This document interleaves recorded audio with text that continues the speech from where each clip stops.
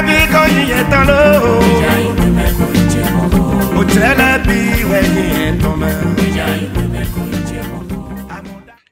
m'appelle Madame Tossa, à Fiavi chez Point Honorine.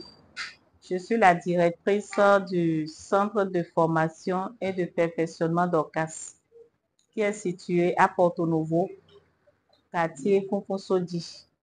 Parlant de la naissance du centre de formation, je peux dire que c'est une histoire de passion qui a démarré depuis que j'étais élève. Pendant ce temps, le gouvernement de notre pays a initié dans les établissements des activités coopératives où chaque élève pouvait s'inscrire dans une activité de son choix. C'est alors que moi, je me suis inscrite dans la session artisanat où nous faisions des trucs, la vannerie, des sacs en macramé, traités avec les filles et tout. Donc, c'est de là que moi, j'ai commencé ma formation. Et je peux dire que c'est ça qui a changé toute ma vie. Parce que ce travail que j'ai démarré petitement, je l'ai après aimé. Je l'ai aimé, c'est devenu une passion pour moi. Je ne peux pas rester quelque part sans être en train de tresser les fils. C'est comme ça a démarré petitement. À un moment donné de la vie, j'ai dû abandonner les classes, en classe de terminale. Parce que je me suis dit, voilà, j'ai déjà une activité. Et j'ai laissé les classes pensant que c'est déjà fini. Mais malheureusement, quand je me suis mariée, mon mari a dit non, tu ne vas pas laisser, il faut que tu aies le bac encore. Et du coup, j'ai commencé par faire des cours du soir jusqu'à obtenir le bac. Avec d'autres diplômes, j'ai été sur le campus. Donc, j'ai compris que pendant ce temps, je n'ai pas abandonné le travail. Je n'ai pas du tout laissé les filles. Je faisais les cours, je faisais ceci, je faisais ça, mais j'avais toujours la passion de continuer à passer les sacs. Après tout, j'ai commencé par travailler, oui, parce que j'ai eu le bac chez eux. Donc, j'ai été secrétaire dans une institution de cette place et j'ai travaillé pendant plus de 13 ans. Et toujours au cours de ces moments-là, je suis en train de faire les sacs. J'ai compris que vraiment cette passion, c'est débordante. Donc, c'est de là que j'ai commencé petitement par former les gens du quartier, ceux qui ne font rien, les filles qui abandonnent l'école, qui n'ont pas les moyens pour vraiment continuer l'école. Elles essaient de quand même apprendre un métier avec moi pour se débrouiller dans la vie. J'ai continué comme ça, j'ai vu que ça commence par intéresser encore d'autres personnes. Et les femmes s'intéressent. Ces femmes-là qui n'ont pas la chance d'apprendre un métier dans leur vie, qui n'ont pas un diplôme dans leur vie, elles se sont intéressées aussi à moi.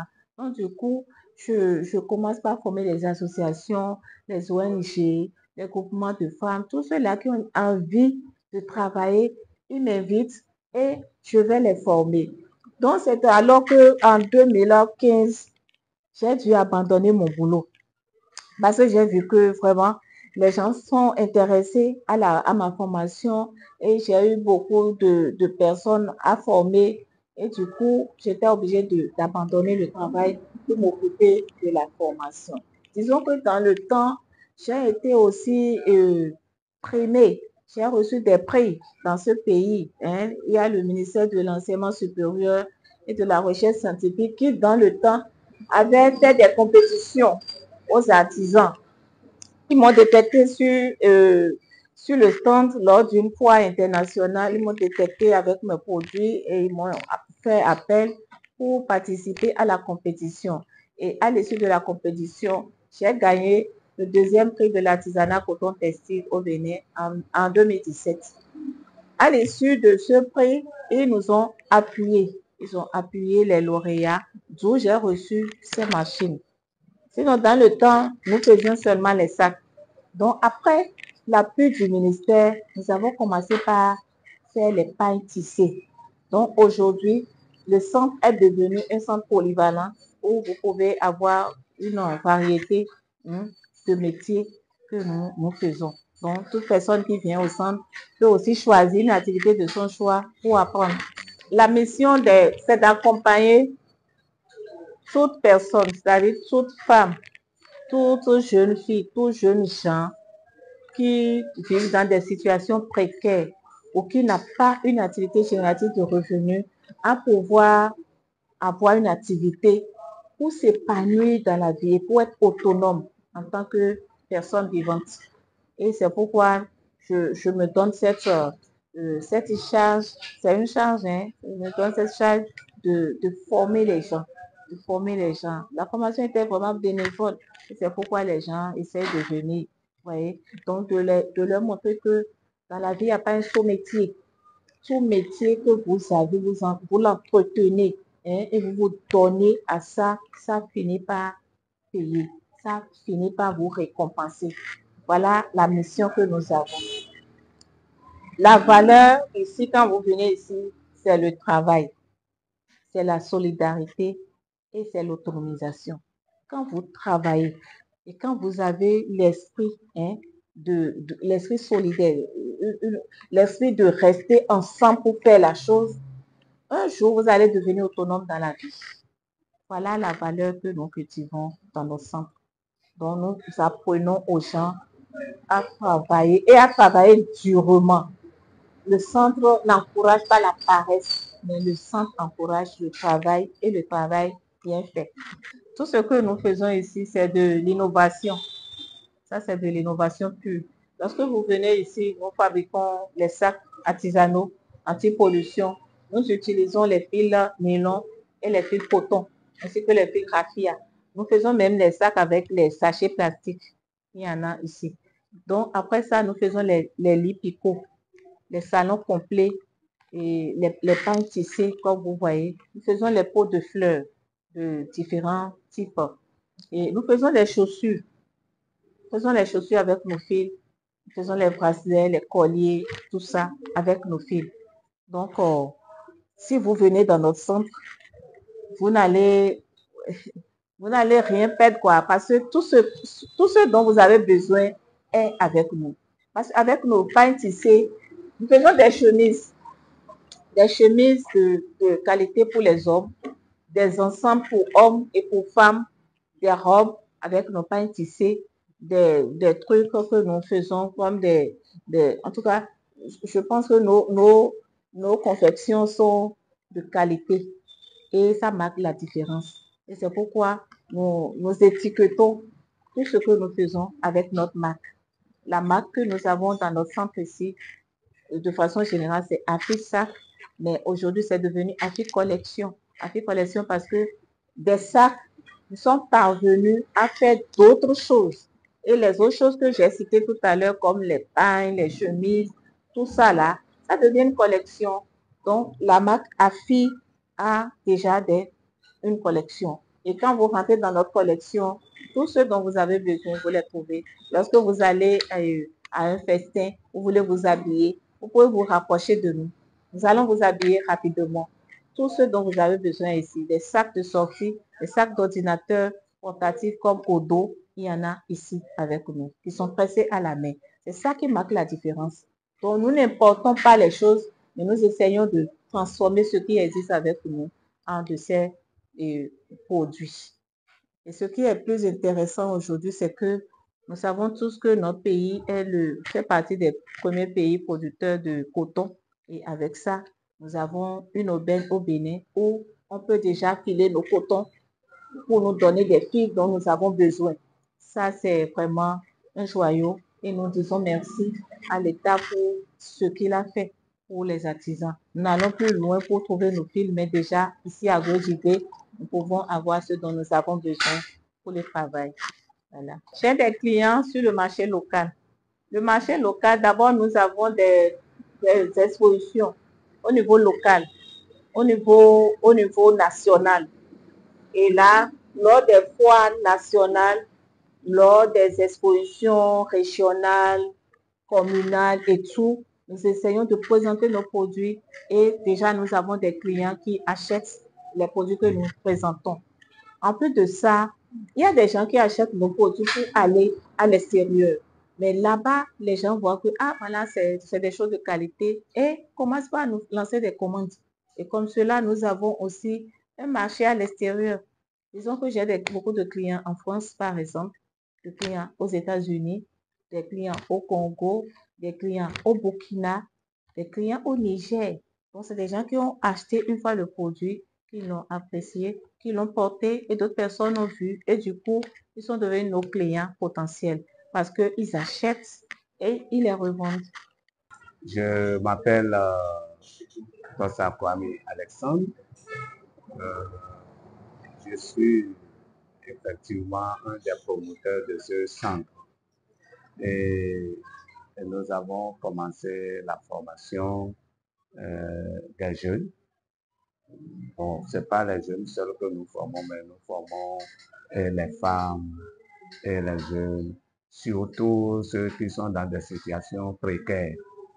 Et c'est ces gens-là que nous formons surtout, mais cela ne justifie pas que nous ne formons pas les autres, les autres qui ont un peu de moyens, qui ne sont pas dans des situations précaires, mais des autres qui ont des moyens qui sont moyens, on les forme aussi. Maintenant, quant à ce qui concerne les jeunes, nous avons ici deux sections pour l'instant. Nous avons la section macramé, la section tissage. Et que ce soit à la section macramé comme à la section tissage, effectivement, nous formons des jeunes. Je veux dire, au niveau individuel, ce que nous constatons, c'est que les jeunes sont d'abord animés, après la formation, sont animés d'un sentiment de fierté, sentiment de fierté parce que ils savent faire quelque chose, ils savent, ils ont la main de quelque chose, ils ont quelque chose en main. Au niveau individuel, toujours, c'est aussi un sentiment d'épanouissement.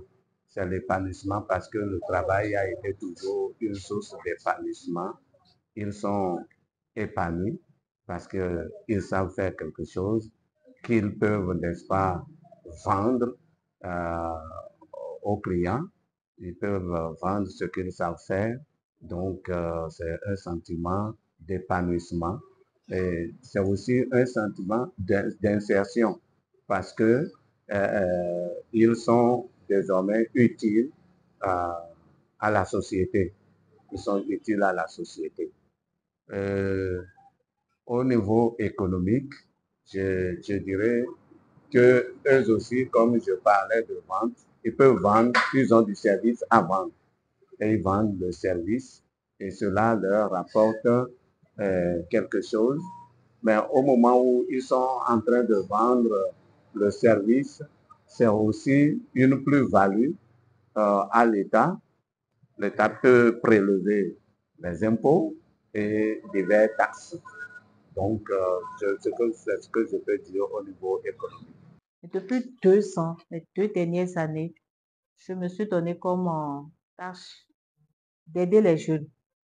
Et du coup, la première démarche que j'ai effectuée, c'est de demander une audience à Madame le ministre de l'Enseignement supérieur pour pouvoir quand même échanger avec elle des enjeux qui constituent la formation des jeunes dans les domaines artisanaux.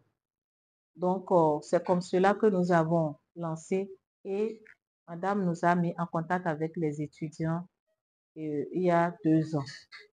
Au cours de cette année, nous leur avons présenté quand même tout ce que nous faisons et du coup, ça les a plu. Et en retour, c'est ces jeunes-là eux-mêmes qui sont revenus vers nous pour dire que vraiment, nous voulons nous lancer dans le domaine artisanal. Je dis, OK, il n'y a pas de problème. Donc, nous avons démarré sans moyens, sans aucun appui. Et comme ça, ils ont commencé par venir au centre un à un et nous avons commencé la formation avec eux. Aujourd'hui, il y a beaucoup d'eux qui essayent de faire la formation et en même temps de continuer à suivre leurs cours. Donc, voilà comment nous avons démarré petitement avec les jeunes étudiants. Par rapport aux reconnaissances, je peux déjà citer en premier le prix obtenu à travers la foire des produits Made in Bénin qu'a organisé le ministère de l'Enseignement supérieur à travers son agence dénommée Abevrit. Et à travers ce prix, j'ai quand même compris que dans la vie, il faut s'efforcer. Parce que c'est grâce à mes efforts de tous les jours que j'ai obtenu ce prix. En innovant un sac d'ordinateur portatif pressé à la main avec du fil coton. Ce qui a été apprécié par le jury. Donc après ça, j'ai reçu aussi l'attestation de mérite de la Chambre interdépartementale de l'Ouémé Plateau. Ça, c'est dans notre commune ici. Ils ont compris un peu le travail que je suis en train de faire avec les femmes de la commune, les jeunes, les filles nées et tout. Ils m'ont donné ce certificat pour me dire merci pour tous les travaux faits au sein de la commune. Après ça, je crois que j'ai eu d'autres félicitations, d'autres personnalités de la chambre, de notre collectif également. Tout ça là m'ont encouragé. En dehors de ces prix, je peux dire que mes activités m'ont amené à découvrir l'Afrique. L'Afrique et aussi l'Occident. Personne ne peut croire que à travers ces sacs que je fais, je peux quand même voyager. Personne ne peut croire.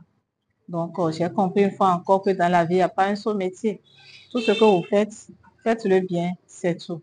Donc, à travers mes activités, j'ai connu beaucoup de pays dans la sous-région. À travers des foires internationales, j'ai parcouru le Togo, le Niger, la Côte d'Ivoire, le Cameroun, le Sénégal, le Congo. Pour le Congo, je vais dire un grand merci à notre invité spécial en la personne de Madame Delphine Baya qui m'a invité 3 fois de suite à une fois qu'elle organise au Congo. Et c'est une fois que je peux dire que c'est exceptionnel. C'est une fois qui nous impressionne beaucoup. Je suis allée 3 fois au Congo à Pointe-Noire. Donc tout ça là, c'est grâce à ce que je sais faire. En plus de ça, j'ai voyagé sur la France. Et pour le voyage de la France, je peux aussi dire merci à la Chambre des métiers du Bénin. La Chambre étant informée de notre voyage a participé à notre billet. Nous étions 2 de notre organisation à faire ce voyage-là et la Chambre nous a donné un coup de main pour acheter nos billets. Donc, nous passons par ici pour dire merci à la Chambre des métiers. Aussi, nous allons remercier le ministère des petites et moyennes entreprises à travers le Fonds de développement de l'artisanat qui, en 2018, nous avait accompagnés au Burkina Faso pour présenter nos produits et sur la face du marché international qui est dénommé CIAO. Donc, vraiment, grâce à ce marché, nous avons connu beaucoup de progrès dans nos activités, puisque les gens ont beaucoup apprécié ce que nous faisons. Nous avons eu pas mal de commandes dans ce pays-là. Donc, tout ça, la grâce au Fonds de développement de l'artisanat. En dehors de tout ça, je peux aussi dire que la mairie de Porto-Novo, je ne peux pas ne pas la citer. La mairie de Porto-Novo fait beaucoup pour les entrepreneurs de la ville, les artisans, les transformateurs, tous ceux qui essayent d'animer un peu la ville, d'apporter leur contribution dans la ville.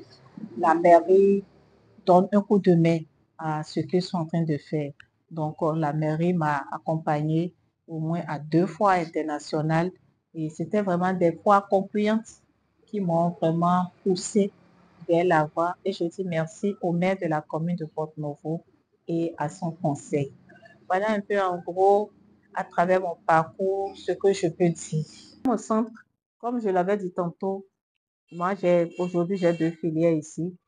Il y a le tissage de paille et en même temps la fabrication des sacs artisanaux.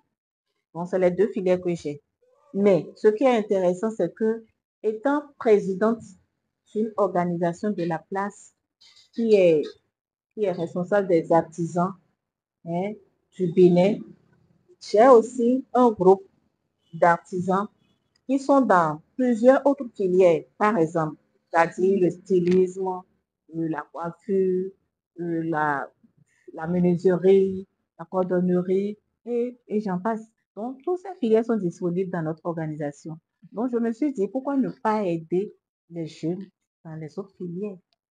Donc, c'est comme cela que ceux qui viennent et qui ne veulent pas faire ce qui existe dans le centre et qui choisissent par exemple le stylisme, on les envoie vers un styliste. Ceux qui veulent faire la cordonnerie, on envoie vers le cordonnier. Ceux qui veulent la menuiserie, on envoie vers le menuisier, ainsi de suite. C'est comme ça que nous avons commencé avec eux. Aujourd'hui, nous sommes dans notre commune. Parce que la commune de Porte-Novo, je peux dire que c'est une commune qui fait beaucoup aux entrepreneurs de la ville. La commune fait beaucoup. Parce que parfois même, ils nous accompagnent, ils nous encouragent dans ce que nous faisons. Et grâce à ça, nous nous sommes dit pourquoi aussi ne pas accompagner les jeunes de notre commune pour leur insertion professionnelle dans les métiers de l'artisanat. C'est comme ça que nous sommes allés aussi à la mairie présenter notre programme qui a été apprécié par les autorités de la mairie. Et c'est comme cela qu'ils nous ont fait appel pour dire, OK, nous allons faire l'appel aux jeunes et vous allez les former. Et ils ont lancé l'appel. Donc, sur 100 bons de formation que nous avons lancés, nous avons reçu 62. Et ces 62 sont, une partie est déjà en cours de formation et la deuxième partie va démarrer la formation l'année prochaine, puisque étant une formation gratuite, bénévole, il y a des filières où on ne peut pas démarrer sans payer quelque chose. Ce n'est pas possible. Parce qu'il faut un kit de formation. Moi, je prends la menuiserie, par exemple. Quand vous n'avez pas votre kit de formation, vous ne pouvez pas démarrer la formation. Vous allez travailler avec quoi? Donc, tous ces gens-là sont en attente de formation. Quand je prends aussi la cordonnerie, même le stylisme et tout, il y a beaucoup qui sont en attente parce qu'ils n'ont pas encore le kit. Donc, nous demandons à toutes les personnes de bonne volonté qui ont à cœur le développement de ces jeunes-là de se rapprocher de notre centre et de notre organisation au débat pour apporter leur contribution pour que nous puissions former ces jeunes qui sont en attente de formation. On n'a pas exigé un critère, mais le grand critère, c'est que le jeune soit de bonne moralité. Ça, c'est le grand critère. Et si on peut dire un second, c'est qu'il ait la bonne volonté de faire le travail. Sans la bonne volonté, il ne peut rien faire. Il va errer. Donc, ceux qui ont la bonne volonté, nous allons travailler avec eux. Ceux qui n'ont pas la bonne volonté, je crois que sur le chemin, c'est eux-mêmes qui vont déserter les lieux. Parce que le travail que nous faisons, c'est le travail de passion. Donc, celui qui n'a pas la passion de faire ce que nous faisons, dans le temps, il va s'éclipser. Voilà. Le système ici, le système au centre, c'est que après leur formation,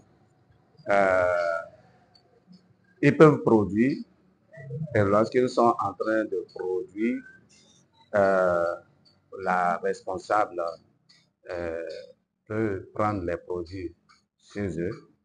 S'ils n'ont pas encore de marché, le responsable de ce centre prend les produits chez eux, leur paye l'argent et c'est elle qui s'en va chercher les marchés, que ce soit à l'intérieur ou à l'extérieur du pays. Et par exemple, les foires nationales et les foires internationales. Elle prend les produits et c'est elle qui se charge de chercher les marchés pour écouler les produits. Histoire d'aider ceux qui produisent sur place, histoire de les aider pour que les produits ne restent pas par devers leurs mains et qu'ils soient là dans les difficultés. Après leur formation, les défis que nous rencontrons, premier défi, c'est le défi de l'installation de ce jeune qui a fini sa formation et qui n'a pas les moyens de s'installer. Nous-mêmes, les moyens étant limitées, nous n'arrivons pas vraiment à les aider à s'installer. Bon. Le deuxième défi, c'est que le centre, jusqu'alors, est en train de chercher aussi des appuis, des organisations pour appuyer. Et si le centre trouvait des organisations pour appuyer, alors on pouvait aussi aider ces jeunes à s'installer. Deuxième chose, les affilier à ces organisations-là pour leur prise en charge ou pour leur soutien. Première perspective, c'est l'agrandissement de ce centre et de son installation totale, la construction. Et je parle de l'agrandissement parce que nous voulons, pour l'instant, nous avons 2 sections. Nous voulons ajouter d'autres sections. Le lieu ici n'étant pas grand, étant un peu étroit, nous n'avons pas la possibilité de l'agrandir.